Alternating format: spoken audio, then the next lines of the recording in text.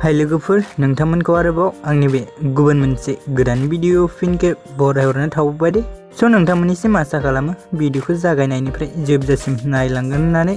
स' नोंथांमोन बेबायदिनो बर'नि फैनो गोनां गोबां आबुं सावथुन आरो बर' एलबाम्सफोरनि बागै मिन्थिबाय थानो थाखाय नोंथांमोना गिबियावनो आंनि गोदान चेनेलखौ साबस्क्राइब खालामना खाथियावनो थानाय बेलनि आइकनखौबो अल प्रेस खालामना लाबानो जाबाय दे लोगोफोर, जाहाथे आंनि गोदान भिडिअनि नटिफिकेशनफोरा नोंथांमोननि सेराव थाबैनो सौहैयो दे लोगोफोर।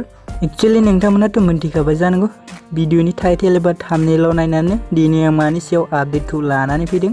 स' नोंथांमोन भिडिअफोरा माबा मोनसे गोरोन्थिफोर जालांब्ला नोंथांमोनहा निमाहा होबानो जाबाय दे लोगोफोर। एक्चुअली नोंथांमोन आं दिनै SB साइन प्रडाक्शन बेनारनि आन्डाराव दिहुनजानाय मोनसे अफिशियेल मिउजिक भिडिअनि सायाव सुंद' आपडेटखौ लानानै फैदों दे लोगोफोर। आरो नोंथांमोन बे अफिशियेल मिउजिक भिडिअनि टाइटेलानो जाहैबाय नोंजामादै दे लोगोफोर।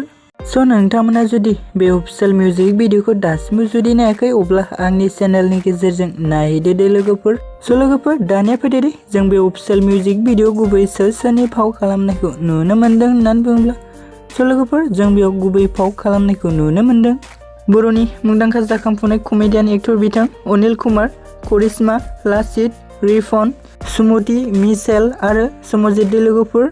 स' लोगोफोर जों बिथांमोनजों लोगोसे जों बेयाव गोबां फाव खालामनायखौबो नुनो मोनबावदों दे लोगोफोर।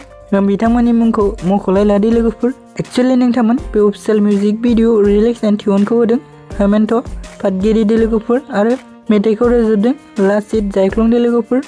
डाइरेक्टर एन्ड सिनेमेट'ग्राफारखौ खालामदों समजित दे लोगोफोर। स' नोंथांमोन दिनैनि सुंद' आपडेटआ बेखिनियानोमोन दे लोगोफोर। स' नोंथांमोन भिडिअखौ बेखिनिसिम नायनायनि थाखाय नोंथांमोननिसिम रोजा साबायखर थाबाय दे। आरो नोंथांमोन भिडिअखौ मोजां मोनदोंब्ला अन्नानै चेनेलखौ साबस्क्राइब आरो भिडिअखौ लाइक खालामना होनो दाबाव दे लोगोफोर।